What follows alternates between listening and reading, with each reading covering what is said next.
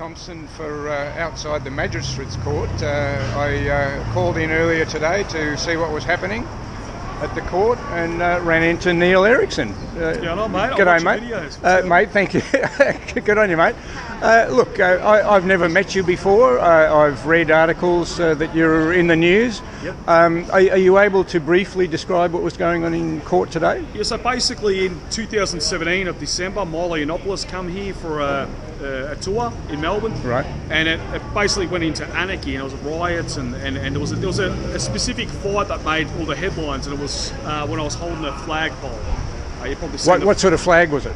It was Save Australia Day. Okay. It was a banner that we used to go to the councils when we used to crash the councils. Okay. So I had that, and I brought it down, and as we went across the road, the left wingers all stood on the corner and blocked us. So they seen us coming up the road, so they blocked us. And I actually walked on the road. And to avoid them? To avoid them. Okay. And I walked on the road and walked around them. When I did that, another individual from the left started screaming, "Neil Erikson's here." And he's even in the footage, you can see he's waving his hands, come get him. Right. And you know how they attack, they all kind of come in a pile. And then he pushed me onto the main racecourse road. With his hands? With his hands, pushed me and three people. So there was nowhere for me to go. Right. I'm trying to walk across the road, I'm on the road, cars are going past me, and I walk back and just to get out. Then I see the three police officers. There was about 300 to 400 police officers right there. There's three police officers standing there with their hands behind their backs, just watching the fight. Right. So as soon as I seen them, I walked away. And I went, I've done enough, I'm not going to get involved. And I was surprised to see, it was about 30 seconds past, they just watched the whole fight. And Didn't intervene? Didn't intervene, just watched. And Ricky T, my mate, he was in an orange vest.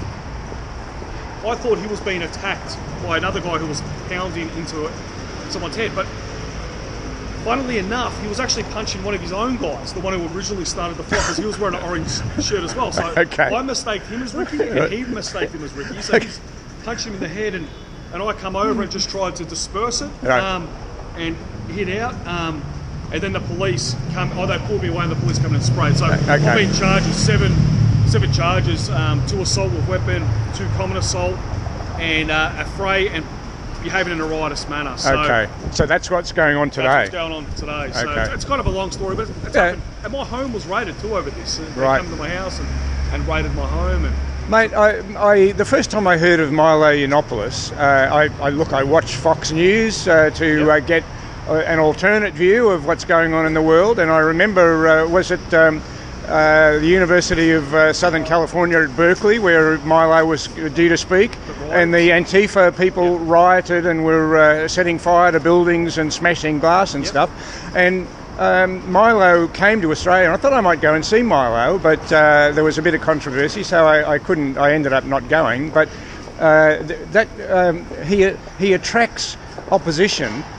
People can't come to Australia and talk about things now because groups of people say, no, we're not going to listen to you, and they violently oppose people coming to talk. Yeah, look, there's actual neo-Nazis in Australia, a very small amount of them. Okay. I won't name them, but up in Sydney, they're kind of known. So you'd think that would be the biggest enemy to the left. You would think so.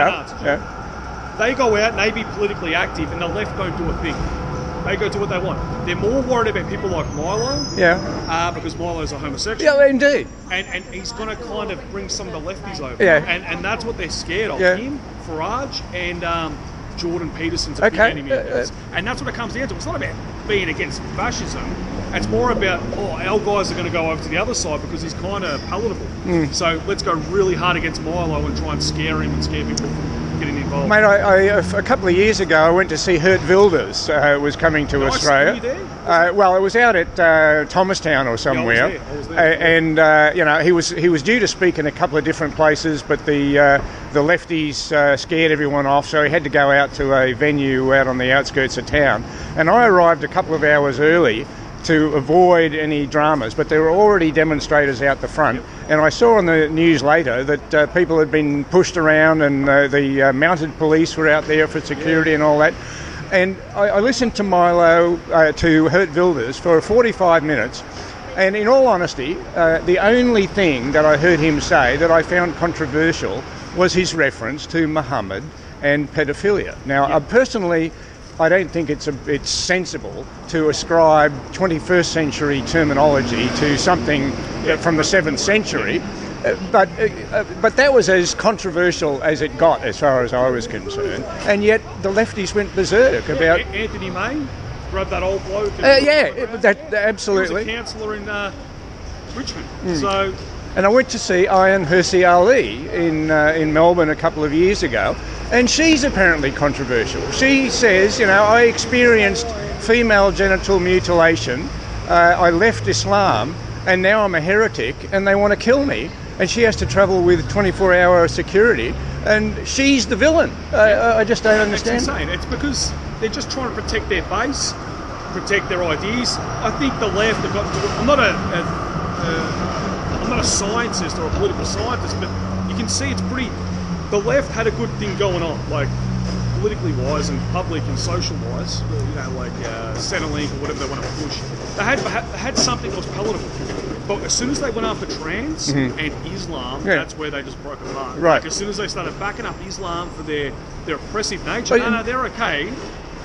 You're the racist over here for questioning that ideology. That coupled with transgender, like this is not palatable for the average boomer generation. Indeed, indeed. Yeah. And that's where they've lost. Yeah.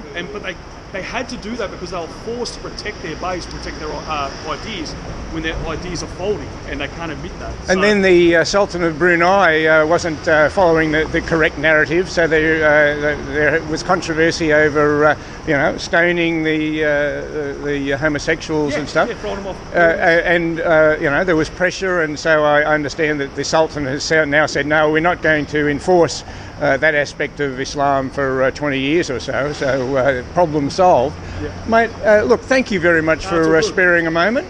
I must say that I haven't listened to all of your speeches and videos, and it may be that we disagree on some things. 100%. But I support your right to express your opinion without being pushed around by violent people largely from the left. Yeah. Mate, good luck to you. Cheers. Okay. Thanks, have a good one. Bye. See you, mate.